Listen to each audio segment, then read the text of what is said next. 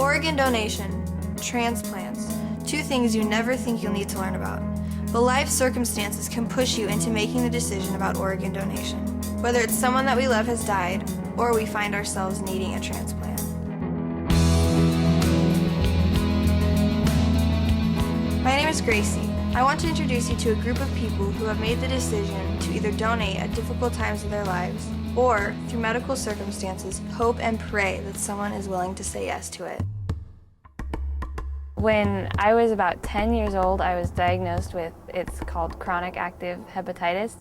It's an immune disease, it's hereditary. What happened was my organs started rejecting my liver, like it was a transplant. It causes me to get sick real easily, and it just makes it so I get worn out faster, and it just basically, that's what's wrong with me. The 15th? Yeah. You need to go in and make... It's just like hitting me that I'm like, I'm so young and I'm having to go through this, and it just kind of drugged me down. And I was at a loss for words for a long time, and I just like didn't want to talk about it, and that's what everybody else wanted to do, was talk about it.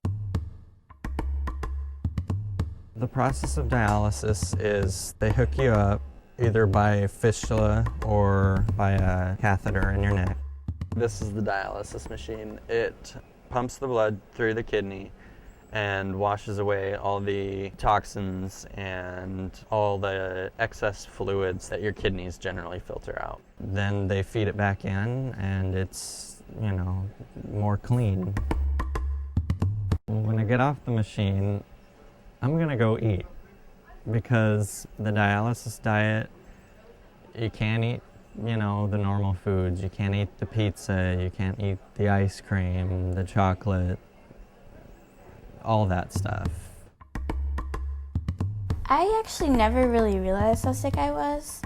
A lot of people would say oh, you're really yellow, but I never saw myself like that. I just thought that was, my skin color.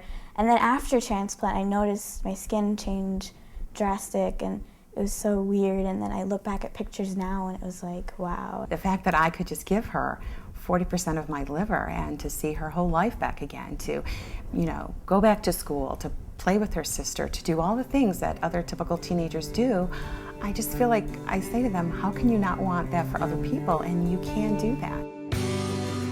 So what do these people have in common? Their lives were and are dependent on a generous family saying yes to organ donation.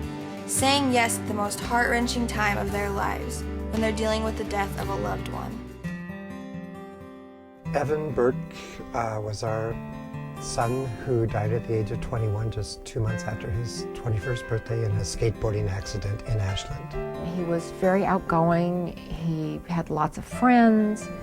He played sports. He was very artistic from a very young age and became mostly involved with ceramics. His chief love was ceramics. He didn't like the fact, I think, that he was a good artist, and he kind of denied that for a long time, but then he finally realized that that really was his thing that he did, and he did it very, very well. Fortunately, donor families can look through their grief and turn their tragedy into a life-saving decision by having their spouse, parent, or even child become an organ donor. Most people that I talk to think it's really cool that, that Evan was an organ donor. They're very moved by that. They think it must have been very, very hard for me, which was not the case. I miss Evan every day, all the time, but I can't change the fact that he died. And so donating his organs was it was a bonus for me to be able to do that. Ask any transplant recipient the importance of the gift they received and the ways their lives have changed, and they will tell you how grateful they are every day of their new lives. While his chosen path is not an easy one, even for a healthy person, snowboarder Chris Klug didn't let a liver transplant just months before the Salt Lake City Olympics keep him from winning a bronze medal. It was a scary time leading up to my transplant, those 3 months in the spring and summer of 2000, when I wasn't too sure I was going to make it to my 28th birthday, let alone my 33rd. So feeling healthier and stronger than I ever did before my transplant, and still doing what I love to do, racing my snowboard out here with my buddies. I feel very fortunate. Since I've had my second transplant, things have been amazing. I feel great. I'm going back to school to get my master's in business. I've been trying to go out and travel, regain my independence, and more importantly, gain my freedom, and just get out and be able to live my life and do things. For a while I'd thrown away all my lists because when you're very sick, you definitely have days where you don't have the fight left in you. But now I definitely want to get married. I'm going to have kids someday, lots of dogs. And when I finish my MBA, I'm going to go find the job of my dreams. I'm not sure what that is yet, but I'm sure it's out there. I'm very lucky to be here today, so I can't sit around and become a couch potato. Sometimes the job of transplant education is not easy, as donor programs and recipients find out when talking about organ donation. They can spend as much time clearing up how the process doesn't work as they do explaining how it does. It's amazing to me, all of the misguided information that's out there. You do hear, people that have, the myths about, organ donation. People have said that at least once or twice have made the comment that, I'll be the first to go if I'm a registered donor, or if I'm not, they'll try harder to save me. But that's clearly not the case. I don't know where they get this from. I think it's like one of these TV shows or something. These old things that just keep circulating. Everybody is treated exactly the same, and it's just an unfortunate cycle of life. Sometimes I feel like, well, just get more information, and maybe question some of that information you're getting from other people who don't know about organ donation. I know that a lot of my generation is using like the MySpace and the Facebook. Donate Life has a Facebook page, and so I'll send people that way. I'm like, if you have any questions, I'm sure that people over there will answer whatever you have. They know a lot more than I do. It's knowing where to direct people, kind of. It's a hard word, dead. It's a hard word to say, and it's a hard word to deal with.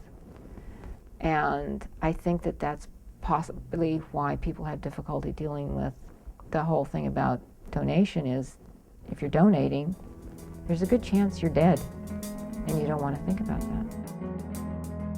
Organ donations give patients a chance at a normal, healthy, and productive life. If it wasn't for someone saying yes to donation, I probably wouldn't be alive today.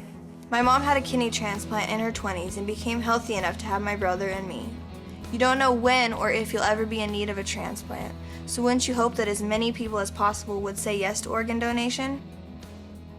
Becoming an organ donor is the ultimate act of recycling yourself. You can save 8 lives and enhance the lives of over 50 others with organ, eye, and tissue donations. Here are the organs you can donate: your heart, intestine, kidneys, liver, lungs, and pancreas. You can also donate tissue, including blood, bone and tendons, your corneas, heart valves, marrow and stem cells, skin, and veins and arteries. There are 3 ways to register to be a donor. 13 and up can sign up online at donatelifenw.org, or you can fill out a paper form that you can request from Donate Life Northwest. Also, if you're 15 and up, you have the option of putting a D on your driver's license. When you sign up to become an organ donor, you're given the option of what you'd like to donate, if you have a preference.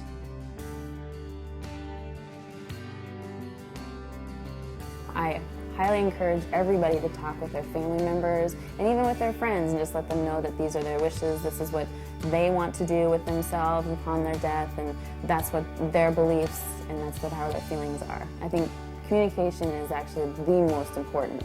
I have little stickers and stuff and shirts with Donate Life, and sometimes people ask me and I go, well, I had a liver transplant, and a lot of them know that, and so I say, it's really important, and get the D on your license. It's not like you have to. It's a volunteer thing. It's giving someone a life. It's one of the greatest things you can do. I think I've got some pretty convincing arguments on why this is a really good thing, and I've never actually had anybody come and question why they shouldn't do it. So that's a great feeling for me. When it comes to telling people if organ donation is a good thing or bad thing, I'm just like, I need a new liver. It's got to be a good thing. And even the doctors tell me that I'll be healthier than I've ever been. There are other forms of donation. One that When Evan died, we asked people to give blood. He used 60 units of blood in the hospital. Blood goes to help a great many people for operations or wounds or accidents. People can also donate part of their liver when they're living, and they can donate one kidney when they're living. So we try to stress that you don't have to die to be a donor. The impact that a single donor can have is so significant. I know my donor alone saved 5 other lives and improved as many as 20 other lives. All that I can do to try to just put that word out, more people like Haley and just others who are just waiting and waiting will hopefully get that organ or tissue donation that they need. So, might as well help other people live. These organs aren't going to do me any good when I'm gone, then they can give sight to people and help people in other ways. My life's on hold, and I just feel like that I can't really do anything, go anywhere really, because I've got to be around the area. I've got to have my phone on me at all times, and it's kind of like I want to go back to living my old life. I want to go back to working. I want to go back to just doing what I used to do. There's no real downside to it. It's just helping someone get back on their feet and giving them hope. Recycle yourself by becoming an organ, eye, and tissue donor. Be sure to talk to your family about your wishes to donate. Put a D on your driver's license and sign up online at the donor registry. Make sure your wishes are known. Otherwise, it'll be on your family to make that decision at a very difficult time. You can change someone's life by simply signing up to become an organ donor. Please give the gift of life. Thanks.